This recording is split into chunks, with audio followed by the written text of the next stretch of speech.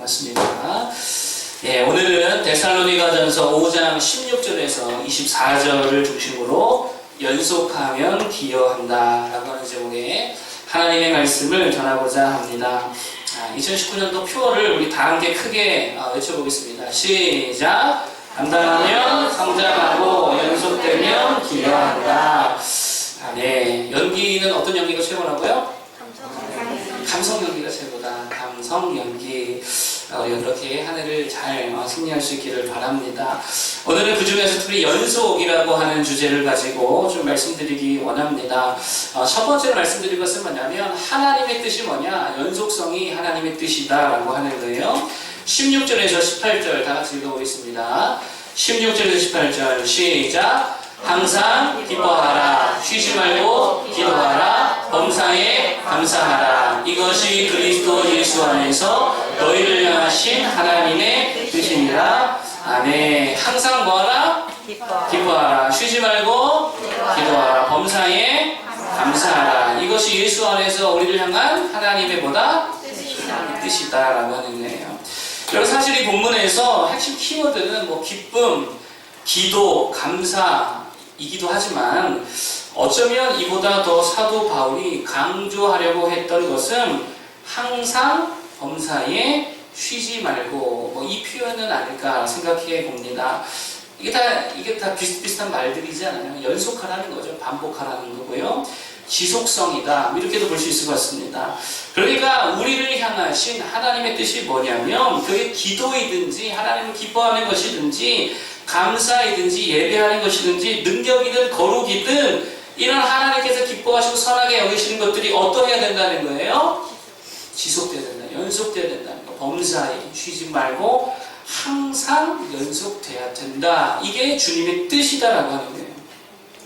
여러분 그래서 하나님의 모든 명령과 말씀에는 공통된 이 속성이 있습니다. 그게 뭐냐면 하나님의 명령과 말씀은 다 영속적이다라고 하는 거예요. 단회적인 것이 하나도 없다는 것입니다. 아담과 하와를 만드셨잖아요. 그리고 뭐라고 명령하시냐면 선악과를 먹지 말아라 말씀하셨어요. 이게 연속적인 명령인가요? 아니면 하루 이틀만 지키면 되는 명령인가요? 연속적인 명령이라는 거예요. 연속성이 있어야 된다라고 하는 거예요. 출애굽기 그리고 레위기 이런 데 보면 하나님께서 이스라엘 백성들을 이제 출애굽해 주시고 절기와 제사들 또 법도를 정해 주시잖아요. 그러면서 꼭 이렇게 말씀하십니다. 뭐라고 말씀하시냐면 이렇게 말씀하세요. 이는 이스라엘 자손의 대대로 영원한 규례니라. 어떤 규례라고요? 영원한 규례니라. 또는 이렇게 표현해요. 영원히 지킬 규례니라. 단회적이라는 거예요? 아니면 연속적인 거라는 거예요? 연속적이라는 것이 다른 것입니다. 또 예수님께서 마지막 제자들에게 말씀하신 지상 대명령이 있잖아요. 그러므로 너희는 가서 모든 민족을 제자로 삼아 아버지와 아들과 성령의 이름으로 세례를 베풀고 내가 너희에게 분부한 모든 것을 가르쳐 지키게 하라. 볼지어다 내가 세상 끝날까지 너희와 항상 함께 있으리라. 자, 모든 민족으로 제자 삼는 일을 하라고 말씀하시는데 언제까지 하라는 거예요? 세상 끝날까지 연속해서 하라는 거예요. 이게 하나님의 뜻이다라고 하는 거예요. 그러니까 하나님의 뜻은 뭐냐면 우리가 하나님의 일, 하나님께서 기뻐하시는 일을 어떻게 하는 거예요? 연속해서 하는 거, 계속 하는 거. 이게 하나님의 뜻이다라고 하는 거예요. 여러분 오늘 말씀대로 감사, 연속할 수 있는 자들 되길 바랍니다. 기도 어떻게 해야 돼요? 한두 번 하는 게 아니죠. 될 때까지 연속적으로 주님 다시 오실 그날까지 기도해야지요. 또 밥 먹는 것을 쉬고 밥 먹는 것을 쉬고 뭐 숨 쉬는 것을 쉰다 할지라도 기도하고 감사하고 예배하는 것은 이건 절대로 쉬면 안 된다라는 거예요. 이게 하나님의 뜻이다라고 하는 거예요. 자, 그러면 왜 하나님께서 이렇게 연속성을 강조하시느냐? 이게 왜 하나님의 뜻이냐라고 하는 거예요. 연속성이라는 건 사실 어떤 의미가 있냐면 이게 하나님과의 관계를 의미하는 것입니다. 하나님과의 관계를 의미하는 거예요. 그러니까 사실 하나님께서 기뻐하시는 뜻이 뭐냐? 하나님과 우리가 관계를 맺는 거예요. 연속하라는 말은 다른 말이 아닙니다. 하나님과 관계 맺으라는 거예요. 여러분 관계라는 것은요 언제나 연속성을 기초로 하잖아요. 여러분 택시 한번 탔다고 택시기사와 내가 좋은 관계를 맺었어 이렇게 말 안 하죠. 단회적인 관계는 관계라고 하지 않습니다. 여러분 또 뭐 길 가다가 한번 대화 나눴다고 길 물어보고 뭐 이렇게 답해주는 대화 나눴다고 관계 맺었다라고 이렇게 이야기하지 않지요. 이건 단회적이기 때문에 관계라고 말하지 않습니다. 그럼 뭐가 관계냐? 계속 말하고 계속 같이 밥 먹고 계속 만나고 계속 연락하고 계속 걱정해주고 계속 보게 되어지고 그럴 때 이게 관계라는 거예요. 여러분 사랑이라는 말이 이게 관계적인 단어잖아요. 사랑, 이건 관계한다는 거 아니겠어요? 그런데 사랑이 뭐라고 제가 예전에 설명했습니까? 은혜를 계속 베풀어주면 이게 사랑이라고 해서 이게 편애라 그랬잖아요.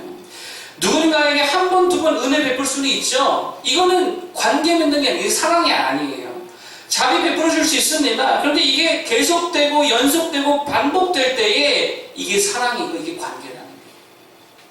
여러분 따라서 우리가 하나님과 관계를 잘 맺고 있다는 말은 뭐하고 있다는 말이냐면 연속하고 있다는 거예요. 연속하고 있다는 거예요. 기도를 연속하고 찬양을 연속하고 예배와 헌신과 말씀 생활 이거 계속할 때에 이게 하나님과의 관계 안에 있다라고 하는 의미다라고 하는 것입니다. 반대로 연속하지 않는다. 기도 한 번밖에 안 한다. 예배 연초에 한 번 나오고 안 드린다. 하나님의 말씀 보지도 않고 지키지도 않고 그게 내 삶의 기준이 되지도 않았다. 그 하나님과 관계에 있다는 거예요? 없다는 거예요? 하나님과 관계가 있지 않다라고 하는 것입니다. 제가 어린 시절 이야기를 하나 해드리겠습니다. 중학교 3학년 때로 기억하고 있는데요. 수련회를 갔습니다. 당시에 교회가 속해 있던 노회에서 연합수련회를 했는데 많이 참여를 못했던 것 같아요. 제가 다니는 교회를 포함해서 2개 교회가 연합을 해서 여름 수련회를 하게 되었습니다. 그래서 두 교회의 학생들을 적절히 섞어가지고 조를 한 4개 정도로 조를 만들었습니다. 근데 그때 제가 속했던 조에 그 상대편 교회에 다니던 중학교 1학년 여학생이 있었어요. 그때 당시에 데미 무어라고 여러분 배우 아시나요? 데미 무어? 할리우드 배우. 데미 무어를 좀 닮아서 제가 데미 무어라고 이렇게 별명도 붙여주고 그랬는데 하여튼 그때 당시에 제가 이제 조별 활동 같은 거 하면 지금도 제가 보면 이렇게 게임 같은 거 잘하게 생겼잖아요. 그렇죠? 좀 영리하게 생겼잖아요. 게임도 잘하고 뭐 이제 하여튼 뭐 미션도 잘 해내고 막 뭐든 열심히 하고 뭐 생긴 것도 그렇게 잘생긴 건 아니더라도 좀 귀엽사리하게 생겼으니까 이 여자애가요 저한테 고백을 하더라고요. 좋아한다고. 그래서 마지막 그 수련회 마지막 날에 어떻게 사귀게 됐어요. 우리 사모님 표정이 안 좋으시는데 사귀게 됐어요. 잘 들어보세요. 이제부터 중요한데 그런 수련회가 끝나고 각자의 교회, 각자의 집에 돌아왔습니다. 그런데 서로 그 다음부터 한 번도 연락 안 했어요. 단 한 번도 통화도 한 번 안 했어요. 그때 뭐 핸드폰도 없고 삐삐도 없고 다 없으니까 연락을 한 번도 안 했습니다. 그럼 잘 보세요. 사귄 거예요? 안 사귄 거예요? 안 사귄 거죠. 안 사귄 거예요. 계속 만나고 계속 연락하고 뭔가가 연속이 돼야 이게 관계를 맺는 거고 이게 사귄 거잖아요. 이게 연속되지 않은 거는 관계가 아니라는 거예요. 그럼 이번에는 반대로 사귀자고 말은 안 했어요. 사귀자 이렇게 되는 거 말은 안 했는데요. 맨날 만나서 밥 먹어요. 제가 대학교 때 일입니다. 맨날 만나서 밥 먹었어요. 맨날 같이 예배 드렸어요. 맨날 같이 다니면서 길 가다 보니까 열쇠고리가 너무 예쁜 게 있어서 사귀자고 말은 안 했는데 똑같이 커플로 맞췄어요. 집에 맨날 같이 다니고요. 맨날 같이 학교 다니고요. 그러면 이거 사귄 거예요? 안 사귄 거예요? 이 정도 되면 사귄 거죠. 사모님과 제가 그렇게 만났습니다. 그게 연속되면 이게 관계라는 거예요. 그런데 단회적이다. 그러면 이거는 관계가 아니라는 거죠. 하나님께서 우리에게 원하시는 게 바로 그러한 연속성, 그런 연속적 관계를 원하신다라고 하는 거예요. 여러분 감사가 뭡니까? 감사는요, 내가 하나님을 기억하고 있다는 거예요. 하나님을 기억하니까 하나님께 감사드리는 거죠. 그게 감사입니다. 따라서 범사에 하나님께 감사하라라고 하는 것은 내가 늘 범사에 항상 하나님을 기억하고 하나님을 생각하고 하나님께서 베풀으신 은혜를 묵상하며 하나님만 바라보고 있다라고 합니다. 이게 관계라는 거예요. 그래서 범사에 감사할 때에 하나님께서 이 관계를 기뻐하신다라는 것입니다. 쉬지 말고 기도하라. 이것도 마찬가지라는 거예요. 늘 하나님과의 밀접한 관계 안에 있다는 것을 의미하는 게 뭐냐면 내가 항상 쉬지 않고 기도한다라는 말의 의미가 거기에 있다는 거예요. 하나님과의 관계라는 거예요. 여러분 우리 삶을 가만히 들여다보면 우리가 연속해서 하는 것들이 있습니다. 여러분 그게 사실은 나에게 가장 친밀한 것들이에요. 내가 연속해서 하는 것들이 있어요. 그게 나에게 친밀한 것들이에요. 어떤 사람은 늘 게임을 연속하죠. 그럼 그 사람은 누구랑 제일 친한 거예요? 게임이랑 제일 친한 사람이에요. 어떤 사람은요 유튜브만 붙들고 삽니다. 그럼 그 사람 누구랑 제일 친한 거예요? 유튜브랑 제일 친한 거예요. 어떤 사람은 친구를 맨날 만나요. 그러면 그 사람은 친구가 제일 친한 거예요. 어떤 사람은 운동을 계속하죠. 연속해서 하는데 운동이랑 친한 거예요. 어떤 사람은 그런데 늘 기도해요. 늘 찬양해요. 늘 전도해요. 늘 예배해요. 그 사람 누구랑 친한 거예요? 하나님이랑 친한 거예요. 여러분 하나님과 제일 친한 사람 되기를 바랍니다. 하나님께서 요구하시는 우리 삶의 모습이에요. 관계를 원하시는데 이게 연속성이다라고 하는 거예요. 하나님과 관계된 일, 관계 맺는 일을 계속할 수 있는 우리 모두가 되기를 바랍니다. 열정적으로 계속할 수 있기를 바랍니다. 기도 계속하고 감사 계속하고 헌신과 예배와 봉사 계속하고 전도도 계속하고 그렇게 계속하는 하나님의 관계 안에 머무는 자들 되기를 바랍니다. 이게 하나님의 뜻이다라고 하는 거예요. 둘째로 말씀드릴 것은 뭐냐면 연속하면 은혜 받는다라고 하는 거예요. 뭐라고요? 연속하면 은혜 받는다는 거예요. 23절을 읽어보겠습니다. 23절 시작. 평강의 하나님이 친히 너희를 온전히 거룩하게 하시고 또 너희의 온 영과 힘과 우리 주 예수 그리스도께서 강림하실 때에 흠없게 보존하라. 아멘. 평강의 하나님이 친히 너희를 온전히 거룩하게 하시고 또 그리스도께서 강림하실 때에 흠없게 보존하신다. 여러분 이게 무슨 말입니까? 하나님께서 우리를 지켜주신다는 것이죠.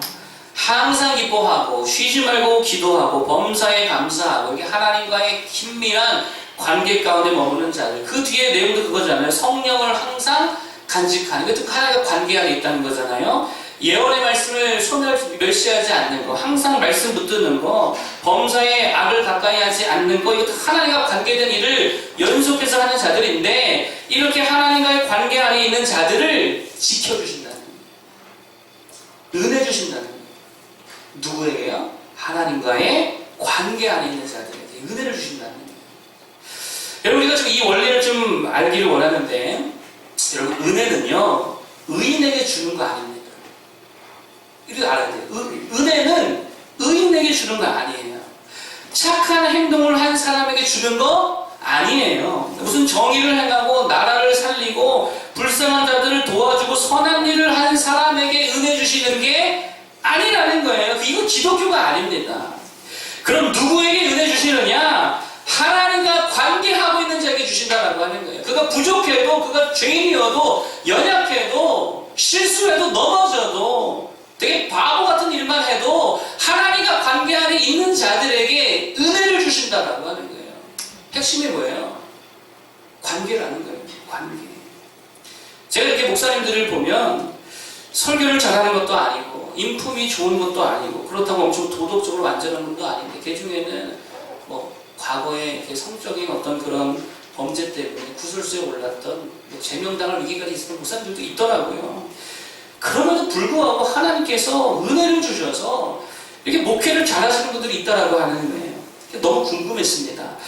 하나님 도대체 저는 세상 사람들에게도 비난받는 사람들에게 이런 큰 은혜를 주시는 이유가 무엇입니까?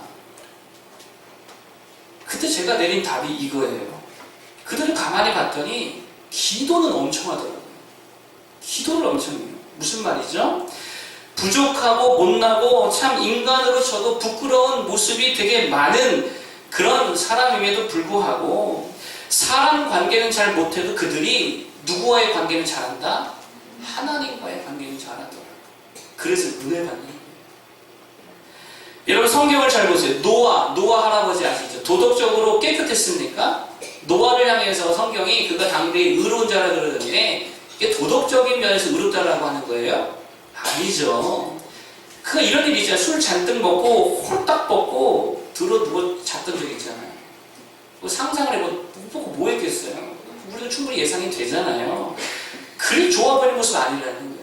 그렇게 도덕적으로 깨끗한 모습이 아니라는 거예요. 다윗은 어떻죠? 우리가 잘 아는 대로 가늠했지요. 살인까지 했습니다. 이게 다윗이에요. 모세도 마찬가지죠. 자신의 동족을 구한답시고 애국 사람을 쳐 죽였습니다. 모세도 살인자였어요. 신약에 오면 예수님께 은혜 받은 자들 누구였냐면 세리들, 나라 팔아먹은 자들이거든요. 세리들, 돈 밝히는 자들, 창기들, 이런 자들이 다 은혜 받았어요. 왜 그렇죠? 그들이 깨끗해서가 아니라 관계 때문에, 하나님께 나왔기 때문에, 하나님께 부르짖었기 때문이에요. 하나님께 매달렸고 하나님과의 관계 안에 있었기 때문에 그 관계로부터 하나님의 놀라우신 은혜가 임하게 되더라라는 거예요. 여러분, 그러면 우리가 하나님의 이 도우시는 은혜, 지켜주시는 은혜, 우리를 붙들어주시는 그 은혜 가운데 살려면, 날마다 이 은혜의 공급을 받으려면 뭐에 집중해야 됩니까? 하나님과의 관계에 집중해야 될 줄로 믿습니다. 무엇을 연속해야 됩니까? 하나님과 관계 맺는 일을 연속해야 된다고 하는 거예요. 그럼 하나님께서 은혜를 더해 주실 줄로 믿습니다. 제 물이라도 좀 드릴까요?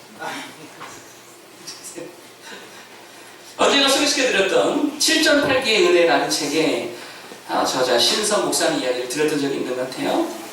이분이 예수 믿고 나서 브리테니커사의 세계적인 회사인데, 그 회사에 할부책자를 파는, 예전에 이렇게 돌아다니면서 할부책자 팔았잖아요. 이 할부책자를 파는 영업일을 했는데, 당시 세계 영업사원 중에 랭킹 넘버 1이었다라고 그러죠. 그런데 이분이 자신의 그런 성공 비결을 몇 가지로 말하는데, 그 중에 하나가 뭐냐, 내가 이렇게 큰 성공을 하고 큰 은혜를 받을 수 있었던 비결이 뭐냐, 이것을 뭐라고 말하냐면 이렇게 말해요. 그가요, 새벽 예배와 아침 예배를 철저하게 드렸다라고 하는 거예요. 매일같이 이분이 몇 시에 일어났느냐, 새벽 3시 반에 일어나서 목욕을 하고 준비한 후에 4시 반에 교회에 가서 새벽 예배를 5시 반까지 매일같이 드렸대요. 그리고 5시 반에 새벽 예배 끝나고 출근을 하면 6시에 회사에 도착하게 되었는데, 6시부터 8시까지 개인 기도 시간을 가졌대요. 매일같이.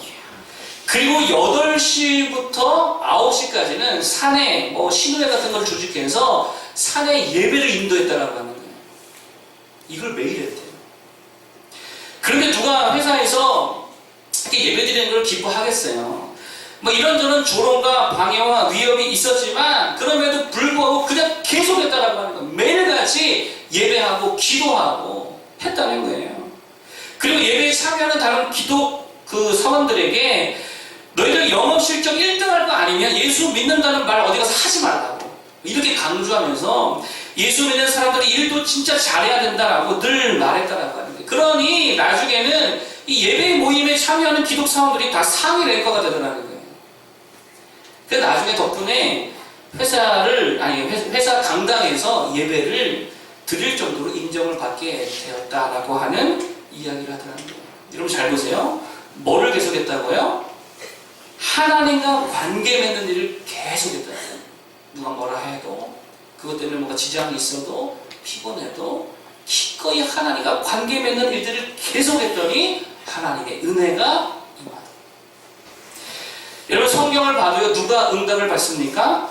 기도 계속하는 자가 응답받지요.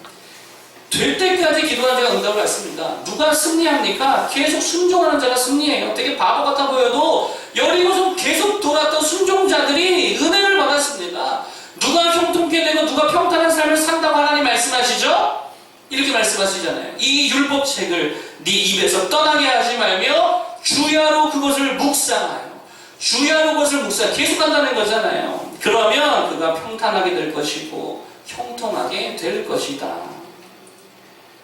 연속할 때, 하나님과 관계 맺는 일 연속할 때에 하나님의 놀라운 은혜가 우리 삶에 임하게 되더라고요.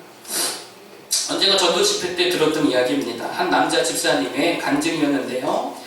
이 남자 집사님이 되게 열심히 전도하는 집사님이셨다라고 합니다. 그래서 전도 간증 집회도 되게 많이 다니셨는데, 어느 날 청천벽력과 같은 소식을 듣게 되었다라고 하는 거예요. 그게 뭐였냐면, 아들이 하나가 있었는데 이 아들이 소아암 진단을 받았다라고 하는 거예요. 그래서 전도할 수 없겠죠. 전도도 그만두고 다 하던 일도 뭐 다 줄이고 아이 치료에 전념을 했다라고 하는 것입니다. 그런데 이렇게 갑자기 이런 생각이 들더라는 거예요. 자기가 아이를 돌본다고 해서 아이가 그것 때문에 더 나아질 거라는 게 아니라는 걸 깨달았다는 거예요. 자기가 할 수 있는 게 아무것도 없더래요. 그래서 그때부터 다시 하나님 앞에 작심하고 결심하고 내가 다시 원래대로 하나님 앞에 열심히 전도하는 일을 감당하겠습니다. 그러고 다시 전도하는 일을 시작했고 계속했다라고 하는 거예요. 결과는 뭐 뻔하죠. 결국 자녀도 깨끗함을 얻고 나음을 입었다라고 하는 간증이었습니다. 뭐가 능력이라는 거예요? 하나님과의 관계 맺는 게 이게 능력이라는 거예요. 여러분, 우리의 선함이 아니라 하나님과의 관계가 능력인 줄로 믿으시길 바랍니다. 따라서 하나님과 관계 맺는 일을 계속할 때에 하나님의 능력과 하나님의 은혜를 경험하게 된다고 하는 거예요. 오늘 성경이 그러잖아요. 평강의 하나님이 친히 너희를 온전히 거룩하게 하시고 또 너희의 온 영과 혼과 몸이 우리 주 예수 그리스도께서 강림하실 때에 흠없게 보존되기를 원하노라. 여러분, 이 말씀 붙들고 하나님과 관계 맺는 일에 더 집중할 수 있는 모두가 되길 바랍니다. 그리고 은혜를 경험하게 될 줄 믿습니다. 마지막 세 번째 메시지는 뭐냐면 연속하면 기여한다. 연속되면 기여한다. 24절을 읽어보겠습니다. 24절 시작. 아멘. 누가 이루신다? 하나님이 이루신다. 누구에게? 누구에게? 하나님 안에 있는, 하나님과 관계 맺는 자들에게 일하신다라고 하는 것이겠죠. 주님과 관계 맺는 일을 계속하는 자들, 아까 본 대로 범사에 감사하고 항상 기뻐하고 쉬지 말고 기도하고 성령을 소멸치 않고 말씀을 멸시하지 않는 이 하나님과의 관계 안에 있는 자들에게 주신 말씀이잖아요. 너희를 부르시니 믿으시니 그가 또한 이루시리라. 하나님이 일하신다는 거예요. 하나님이 일하시면 열매가 있습니까? 없습니까? 있지요. 많을까요? 적을까요? 엄청 많겠죠. 기여할까요? 방해될까요? 엄청나게 기여하게 되겠죠. 따라서 우리가 하나님 나라와 그의 몸된 교회에 기여하는 방법은 다른 거 아닙니다. 하나님과 관계 맺는 일에 열심히 다하는 것. 하나님과의 더 깊은 관계 속에 거하는 것. 그럴 때에 하나님의 능력으로 기여하는 자들이 될 수 있다는 게 정확합니다. 지난 수요일에 엘리사가 일으킨 기적에 대해서 말씀을 드렸어요. 거기 보면 엘리사가 하는 일들이 참 바보 같은 일들을 많이 합니다. 기근이 들었대요. 그런데 어떤 사환이 들호박으로 국을 끓였습니다. 근데 아직 독이 빠지지 않아서 국을 못 먹게 되었다라고 하는 거예요. 그래서 엘리사가 거기에다 뭐를 집어 던져 넣냐면 맷돌 가루를 집어 던져 넣습니다. 맷돌 가루 집어 넣으면 독이 없어지나요? 아니잖아요. 되게 바보 같은 일을 했다는 거예요. 그리고 또 어느 날 나병에 걸린 아람 장군, 나하만 장군이 찾아와서 내 나병을 좀 고쳐달라고 그랬더니 엘리사가 이렇게 말해요. 요단강에 가서 7번 씻으라. 여기 요단강에 가서 씻으면 나병이 낫나요? 약 먹어도 나을까 말까 하는데 요단강 가서 씻는다고 낫는 게 아니잖아요. 이것도 바보짓이죠. 또 그 다음 이야기가 뭐냐면 종 하나가 도끼로 나무를 하다가 그 도끼를 물에 빠뜨려 버렸어요. 빌린 도끼인데 이거 어떻게 합니까? 어떻게 합니까? 그럴 때에 엘리사가 그래요. 나뭇가지를 집어 던지라고 던졌더니 어떻게 돼요? 독이 떠올랐어요. 여러분, 나뭇가지 던진다고 쇠독이가 떠오릅니까? 아니잖아요. 지금 되게 엘리사가 바보 같은 일을 하고 있다라고 하는 거예요. 그럼에도 불구하고 결과는 어떻게 되었습니까? 맷돌가루 넣었더니 독이 사라졌고요. 요단강에서 7번 씻었더니 나병이 완전히 나았고요. 나뭇가지 던졌더니 쇠독기가 떠오르더라는 거예요. 엘리사가 잘한 거예요? 하나님께서 은혜 주시고 도와주신 거예요? 하나님께서 도와주셨다라고 하는 거죠. 하나님이 일하시니까, 하나님께서 역사하시니까 엘리사의 바보 같은 짓을 통해서라도 놀라운 일들을 이루시고 기여하게 하시더라는 거예요. 그럼 하나님은 왜 엘리사를 도와주셨습니까? 엘리사가 되게 선했나요? 자기 대머리로 놀린 자들 저주해가지고 곰에게 막 잡아먹히게 했는데 이 선한 일이 아니죠. 엘리사가 그렇게 선했다라고 보기보다는 다른 이유가 아닙니다. 하나님과 깊은 관계 속에 엘리사가 있었기 때문에 그는 늘 기도하는 사람이었고 날마다 하나님의 말씀을 붙드는 사람이었습니다. 늘 하나님을 가까이 하는 사람이었다라고 하니까 이게 기여하는 비결이었다라고 하는 거예요. 여러분, 모든 능력이 누구에게서 옵니까? 하나님께로 오는 줄로 믿습니다. 그래서 에베소서 3장 16절에 이렇게 말씀하세요. 우리 가운데 역사하시는 능력대로 우리의 온갖 구하는 것이나 생각하는 것에 더 넘치도록 능히 하실 이에게. 능력이 누구에게 온다고요? 하나님께로 온다는 거예요.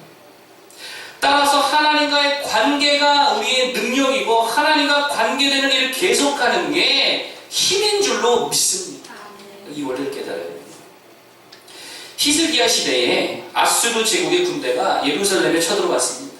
이때에 아수르 제국의 장군 랍사게라는 장군이 있었는데 유다 말로 얼마나 막 히스기야 왕과 여호와 하나님을 막 능욕을 하던지 이스라엘의 제사장들이 듣기가 너무 민망하니까 제발 백성이 듣지 못하도록 유다 말로 말하지 말해달라고 막 이렇게 부탁할 정도로 그렇게 막 모욕을 했다라고 하는 거예요. 그때의 히스기야가 택한 방법이 뭔지 아십니까? 히스기야가요, 옷을 찢고 굵은 베옷을 입고 여호와의 성전에 들어가 기도했다는 거예요. 하나님과의 관계를 붙들었다는 거예요. 그래서 이렇게 기도합니다. 여호와여 귀를 기울여 들으소서. 여호와여 눈을 떠서 보시옵소서. 사내립이 살아계신 하나님을 비방하러 보낸 말을 들으시옵소서. 여호와여 원하건대 이제 우리를 그의 손에서 구원하옵소서. 그리하시면 천하 만국의 주 여호와가 홀로 하나님이신 줄 알리이다. 하나님과의 관계에 올인해 버렸어요. 그랬더니 어떻게 됐을까요?